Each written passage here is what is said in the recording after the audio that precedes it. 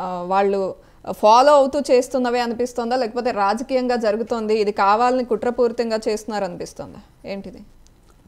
ఇప్పుడు చట్టం అంటే ఎవరికి చుట్టము కాదనేది మనందరం కూడా సర్వసాధారణంగా మాట్లాడుకునే విషయం.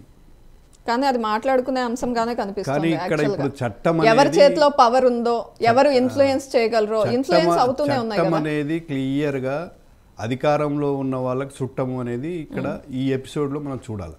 నంబర్ 1 ఈ ఎపిసోడ్ లోనే కాదు చాలా ఎపిసోడ్స్ లో ప్రూవ్ అయ్యింది. చాలా ఉన్నాయి. దీంట్లో మనం చర్చ ఈరోజు అల్లు అర్జున్ మీద లేకుంటే కాంగ్రెస్ పార్టీ వాళ్ళు చేస్తున్నటువంటి కేసులు కావచ్చు లేకుంటే వేరే ఇతరులు చేస్తున్నటువంటి కామెంట్స్ కావచ్చు అన్నిటి మీద చర్చిస్తున్నాం. విషయం ఏంటంటే వాళ్ళు థియేటర్ వాళ్ళు పర్మిషన్ అడిగారు. మీరు పర్మిషను నాకున్న సమాచారం అయితే ఇస్తామా ఇయ్యమనే విషయాన్ని కూడా చెప్పలేదు మీరు. ఒకవేళ ఇవ్వకపోతే థియేటర్ వాళ్ళకు మీరు రిటర్న్లో ఇవ్వాలి. రిటర్న్లో ఇస్తే ఏదైనా కూడా వాళ్ళ నుంచి రిసిప్ట్ తీసుకుంటే అక్నాలెడ్జ్మెంట్. పోలీస్ వాళ్ళు ఉట్టిగా నోటీస్ ఇచ్చిపోరు. రిసీవ్డ్ కాపీ సంతకం బయట పెట్టమనండి. మేము ఇప్పుడు క్రియేట్ చేయొచ్చు. వాళ్ళు ఇచ్చిన దరఖాస్తు మీద అదే రోజు మేము రిజెక్ట్ చేసినట్టుగా రాసి సంతకం పెట్టి ఏసీపీ వాళ్ళ చేతిలో ఉంది కాబట్టి ఆ విధంగా జరిగే ఛాన్స్ ఉంది. 100% ఉన్నది. ఆ విషయాన్ని ఆ రోజు వాళ్ళు బయట పెట్టలేదు. నంబర్ 1 అల్లు అర్జున్ ఇంటి దగ్గరనే అరెస్ట్ చేయొచ్చు, ఆపచ్చు. అరెస్ట్ ఎందుకు? ఆయన నువ్వు రావద్దా? వచ్చిండు ఇక్కడ దాకా వచ్చిండు. అప్పటికే జనం రోడ్డు మీదనే జనం ఫుల్ ఉన్నారు. వీళ్ళే గేట్లు తెరిచారు. ఎందుకు తెరవాలి? తీసుకెళ్ళు డైరెక్ట్గా. బాబు ఇక్కడ నువ్వు ఎంటర్ కావడానికి వీల్లేదు, లోపల కొద్దిగా ఉంది ప్లేసు, తొక్కిసలాట జరిగే అవకాశం ఉంది, వెళ్ళిపోమంటే వెళ్ళిపోకపోతే ఆయన A1 అవుతాడు లేకుంటే A11 అవుతాడు. ఇక్కడ ఏంటంటే క్లియర్గా పోలీసులు ఇది ఎక్స్పెక్ట్ చేయలే, ఇంత వస్తుందని ఎప్పుడు అనుకోలేదు. ఎందుకంటే అదే థియేటర్కు అల్లు అర్జున్ గతంలో అనేక సార్లు సినిమాలు చూశాడు. ఆయన ప్రతి మూవీని కూడా అక్కడే చూస్తాడు. కాబట్టి అక్కడ పోలీసు వైఫల్యాన్ని కప్పిపుచ్చడానికి ఇప్పుడు ఒక ఇన్సిడెంట్ జరిగింది, ఒక ప్రాణం పోయింది అని అంటే ఎవరినో ఒకరిని బాధ్యులు చేయాలి. అక్కడ సిఐనా, స్టేషన్ హెడా, హౌస్ ఆఫీసర్నా, ఏసీపీనా, దానికి ఎవరైతే అథారిటీ ఉన్నారో వాళ్ళని బాధ్యులు చేయాలి. వాళ్ళని రక్షించడం కోసం ఇవాళ అల్లు అర్జున్ని బలి చేస్తున్నారు. ఎట్లా? ఇప్పుడు ఆయన మీరు కేసు పెట్టారు. సరే, కేసు పెడితే హైకోర్టులో ఆల్రెడీ ఆయన బెయిల్ తెచ్చుకున్నాడు. అవును, బెయిల్ తెచ్చుకున్నాక అది ఆల్రెడీ హైకోర్టులో సబ్జుడిస్. మీరు అసెంబ్లీలో మాట్లాడడం ఏందండి? దర్యాప్తు మీద ఇంపాక్ట్ ఉండదా? ముఖ్యమంత్రి స్థాయిలో ఒక కేసు ఇప్పుడు అంతకు ముందు రోజు నేను చూశాను. అదే రోజు అంతకు ముందు రోజు సార్ కేటీఆర్ విషయం వచ్చేసరికి ఇది కోర్టులో ఉంది కాబట్టి మేము మాట్లాడమన్నారు. దర్యాప్తు చేయకుండా మేము అసెంబ్లీ ఎట్లా మాట్లాడతామో అన్నారు. ఇది ఆల్రెడీ హైకోర్టుకు పోయింది కేసు.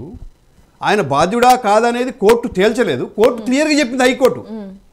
ప్రైమా ఫసీ లేదు దీంట్లో, క్లియర్గా ఈయన నేరం చేసిండు అని చెప్పడానికి లేదు కాబట్టి మేము బెయిల్ ఇస్తున్నామని చెప్పేశారు. సేమ్ డే బెయిల్ ఇచ్చారు. సరే, మీరు కావాలని ఒక రోజంతా ఉంచిర్రు. పాపం ఆయన ఉన్నాడు, వచ్చిండు, బయటకు వచ్చిండు. ఆయన మీద అసెంబ్లీలో మీరు విపరీతమైన దాడి చేశాడు. దాని ఇంటెన్షనే వేరే ఉందనేది నా ఉద్దేశం. ఇంటెన్షన్ ఒకవేళ నిజంగానే ఒక ప్రాణం పోతే అంత కన్సర్న్ ఉన్నోడు అయితే నువ్వు సీఎం, అరే మీ ఊరు సర్పంచ్, ఒక సర్పంచ్ చేసిన వ్యక్తి ఆత్మహత్య చేసుకుంటూ మరణ వాంగ్మూలము రిటర్న్లో ఇచ్చిపోయిండు. కేసు పెట్టారా? ఎవరన్నా విచారించిరా? బాధ్యులను ఎవరన్నా చేశారా ఇంతవరకు? అంటే ఈ చట్టాన్ని నీ ఇష్టం వచ్చినట్టుగా నువ్వు వాడుకుంటావు. అవకాశం దొరికింది కాబట్టి నువ్వు అవకాశం ఇచ్చావు. నేను క్లియర్ ఆరోపణ చేస్తున్నా. ఎందుకు? అంతకుముందు పాపం ఆయన ఏదో సినిమా ఫంక్షన్లో పేరు మర్చిపోయిండని, లేకపోతే ఇట్లా రకరకాలుగా నడుస్తున్న చర్చ. ఇప్పుడు అది ప్రూవ్ అయింది.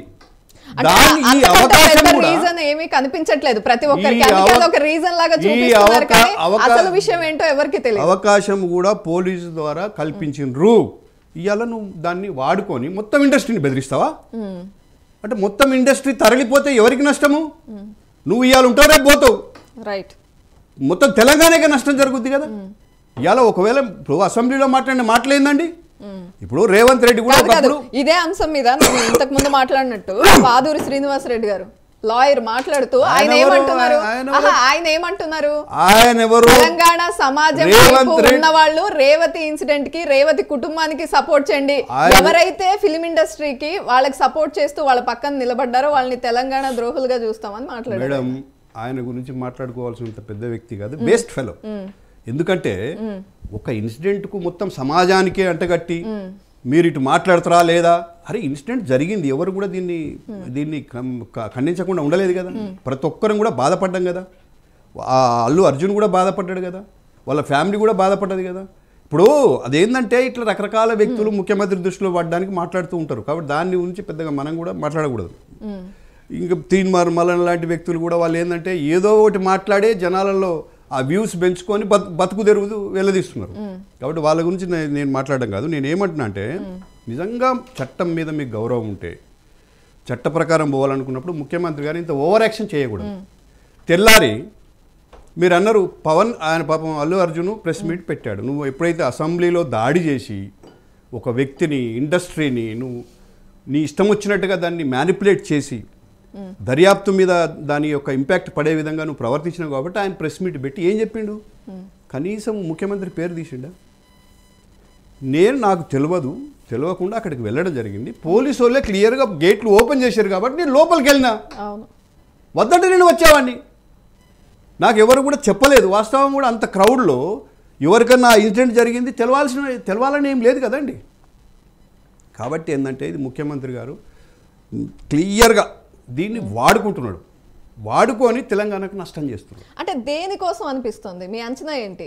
అంటే ఈ సంఘటనని ఆయనకు అనుకూలంగా మలుచుకున్నారనేది మీరు డైరెక్ట్ గానే ఆరోపణలు చేస్తున్నారు. నేను డైరెక్ట్ గా చెప్తున్నా, ఇది ఒకటే కాదు, సినిమా ఇండస్ట్రీ మీదనే ఆయనకి ఏదో పాపం బాధ ఉన్నట్టు. ఎందుకు అంటే ఇంతకు ముందు నంది అవార్డ్స్, గద్దర్ అవార్డ్స్ గా ప్రకటిస్తే ఎవరు ముందుకు రావట్లేదు అనే కోపమా? ఎందుకు ఫిల్మ్ ఇండస్ట్రీ మీద ఎందుకు కోపం? ఇందులో రకరకాలు ఉంటాయమ్మా. ఒక రాజకీయ పార్టీ నడిపే వాళ్ళకు రకరకాల ఎన్నికల ముందు, ఎన్నికల తర్వాత అవసరాలు ఉంటాయి. బహుశా వాళ్ళు ఎవరు ఆ టైంలో రెస్పాండ్ కాకుండొచ్చు, లేకుంటే పలానా పార్టీకి వీళ్ళందరూ ఇప్పుడు వాస్తవంగా అందులో మా పార్టీకి పెద్ద సపోర్ట్ చేసేవాళ్ళు నేను అనుకోవడం అంత ఎక్కువగా లేకుండొచ్చు. అందరు బీఆర్ఎస్కు సపోర్ట్ చేసిండు మ్యాక్సిమం. ఉన్న విషయం ఏంది, ఇలా సీక్రెట్ ఏముంది, ఈయనకి చేయలేదు, ఆ కోపం ఏదో ఉంది, దాన్ని ఇప్పుడు ఓపెన్గా కనిపిస్తుంది కదా. లేకుంటే ఇంతగా స్పందించాల్సిన అవసరం అల్లు అర్జున్ వైపు తిరిగేలా చేశారా? నేనేమంటున్నా అంటే ఎన్నో కారణాలు ఉంటాయి. నేను అనేది ఇప్పుడు ఈ ఒక్క దాని మీదనే ఇంతగా రియాక్ట్ కావాల్సిన అవసరం ఇగో ఆ మిత్రుడు చెప్పాడు ఇప్పుడే సతీష్, నేను కూడా అది వాస్తవంగా తీసి పెట్టిన. అల్లు అర్జున్ ఖబర్దార్ ఎమ్మెల్యే భూపతి రెడ్డి అవసరమా అండి? ఆయన ఏమైనా ఒక పార్టీ పేరు తీసిండా? ముఖ్యమంత్రి పేరు తీసుకున్నాడు ఇంతవరకు? వాళ్ళ ఫ్యామిలీలో ఎవరైనా మాట్లాడినరా? వీళ్ళు ఎందుకు రెచ్చిపోతున్నారు? నేను కట్ చేసి పెట్టినట్టు జూమ్ చేయండి కావాలంటే. ఎంత టూ మచ్ అంటే ముఖ్యమంత్రి ఏమో ఒకవైపు అల్లు అర్జున్ గురించి మాట్లాడద్దు అంటారు. అంటే మీరు ఎందుకు టార్గెట్ చేసుకుంటున్నారు ఎంటైర్ పార్టీ? అంటే ఆయన కావాలని తొక్కిచ్చిండా, కావాలని చంపిండా, ఏంది ఇది? మీకు ఇట్లాంటి సిమిలర్ కేసులో షారుఖ్ ఖాన్ అనుకుంటా బహుశా ఒక హీరో సేమ్ కేసు అయింది. తొక్కిసలాట్లో చనిపోతే ఆయన మీద కేసు పెట్టారు. రాజస్థాన్లో ఇక్కడ జరిగితే సుప్రీంకోర్టు క్లియర్గా ఆయన తప్పే లేదు, ఆయన బాధ్యత చేయాల్సిన అవసరం లేదన్నది. ఇక్కడ క్లియర్గా పోలీస్ వాడు ఎవడండి ఏసీపీ ఏం మాట్లాడతాడు వాడు? తెల్లారి ప్రెస్ మీట్ పెట్టి ఈ పోలీసు వాళ్ళకు కూడా కోపం ఇంకో రకంగా ఉంది. ఈ ఇన్సిడెంట్ గురించి కాదు, దీన్ని వాడుకుంటారు వాళ్ళు కూడా. వాడు ఏదో సినిమాలో పుష్ప 2 సినిమాలో నేను కూడా చూసిన, పోలీసు వాళ్ళను బట్టలు పెరిగడము, ఇంకేదో యూరిన్ చేయడం, ఇట్లా రకరకాల సినిమా. సినిమాల్లో చాలా ఉంటాయి అట్లాంటి సినిమాలు. సినిమాని కాదు, చాలా సినిమాలు మనం ఎగ్జాంపుల్ గా తీసుకుంటే అట్లాంటి సినిమాగా చూడాలి. కరెక్ట్. దాన్ని మీదేసుకుంటే దానికి ఎవరు ఏం చేయలేము. కాబట్టి పోలీసు కూడా హైకోర్టులో ఉన్న దాన్ని ఏసీపీ మాట్లాడతాడు, సిపి మాట్లాడతాడు, డీజీపీ మాట్లాడతాడు. ఏందండి ఇది? రేపు చూడండి మీకు హైకోర్టులో అక్షంతలు పడతాయి వీళ్ళకు. వీళ్ళు ఏదో ఈయన బెయిల్ పిటిషన్ మూవ్ చేసినారు అనుకోండి, ఫస్ట్ ఏసీపీని అక్కడ నిలబెడతాడు హైకోర్టులో. నేను ఇవాళ చెప్తున్నా, క్లియర్గా వైలేట్ చేశారు వీళ్ళు దీన్ని కేసుగా చూడకుండా ఒక కక్ష తీర్చుకునే విధంగా ఇదంతా ఏదో ఉన్నటువంటి పాత ఏదో ఉన్నట్టున్నాయి. బహుశా మనకైతే అన్ని విషయాలు వీళ్ళు కూడా రివీల్ చేయలేదు కాబట్టి ఇప్పుడు మనం ఏం మాట్లాడలేము అనిపిస్తుంది. నాకు అనిపించిన విషయం నేను చెప్తున్నాను. భారతీయ జనతా పార్టీ మాత్రం కేసుగానే చూస్తుంది, ఆ ఇన్సిడెంట్గా చూస్తున్నది. సినీ రంగాన్ని మేము గౌరవించినాం. గతంలో కూడా ఇళయరాజాను రాజ్యసభ సభ్యుని చేశాం. ఇక్కడ విజయేంద్ర వర్మ మన ఎవరు బాహుబలి తీసిండు కదా, రాజమౌళి తండ్రిని వాళ్ళు ఎవరు అడగలే మమ్మల్ని. ఒక కళాకారుడి కోసం పెట్టినటువంటి రాజ్యసభ సీట్ని మేము ఇచ్చాం. ఈరోజు కూడా అల్లు అర్జున్ మీద మాకేం ప్రేమ లేదు, పాపం రేవతి కుటుంబం మీద మాకేం ద్వేషం లేదు. కాబట్టి మనం ఏదైతే జరిగిందో దీన్ని లా అండ్ ఆర్డర్ దీన్ని ఇంతటితో ముగించాలి. ఇప్పటికైనా కూడా ఇంకా పెంచి తెలంగాణ ప్రజల్లో ఏదో సెంటిమెంట్ని రెచ్చగొట్టి చేసే ప్రయత్నం చేయడం మంచిది కాదు రాష్ట్రం. రైట్. పశుపతి గారు, ఈ ప్రమాద ఘటన విషయం, అది ఒక ప్రమాదం జరిగింది, అన్ఫార్చునేట్ థింగ్ అనుకోవాలా, లేకపోతే కొన్ని లాస్ తీసుకురావాల్సిన అవసరం ఉందా? ఈ ఘటన నిజంగానే ఎవరైనా కావాలని చేస్తున్నారనిపిస్తోందా? ఇప్పుడు జరుగుతున్న లా ప్రొసీడింగ్స్ అన్నీ కరెక్ట్గానే ఉన్నాయనిపిస్తోందా, కుట్రుందనిపిస్తోందా? ముందుగా ప్యానెల్లో ఉన్నటువంటి మిత్రులు, మీ యోయో టీవీ వీక్షకులకు గుడ్ ఈవినింగ్.